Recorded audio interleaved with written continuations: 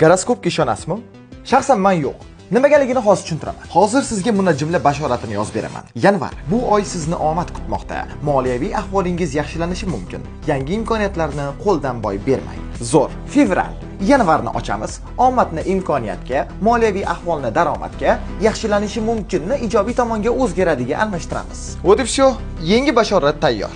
Mart. Sizga hasad qiladigan odamlar bor. Sirlaringizni hammaga ham aytmang. Kimga hasad qilishmaydi? Kimning siri yo'q?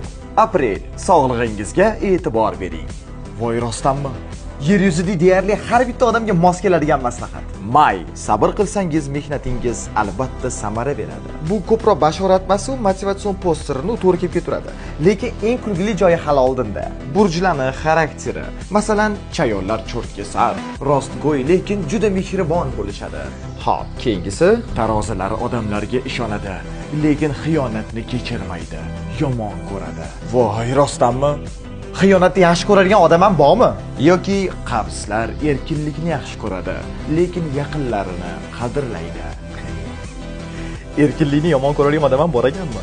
Yoki yaqinlarni qadrlamaydiganlarchi? Bormi oranglarda? Bularning formulasi aslida juda ham oddiy. Har qanday odamga mos keladigan ijobiy sifatni yozing, yoniga ozgina kamchilik qo'shing, keyin oxirida lekin aslida qalbi juda toza deb qo'ying, tamom. Millionlab odam xuddi men haqimda yozibdi-yu deyishadi. Aslida bo'lsa xuddi shu matnlarni boshqa burch nomiga almashtirsangiz ham odamlarning yarmi bularda o'zini ko'radi. Chunki bu shaxsiy tahlil emas. Bular deyarli hamma odamga mos tushadigan umumiy gaplarni to'plaman. Xullas, meni xulosam shundan iborat. Yulduzlar sizni xarakteringizni aniqlab bermaydi.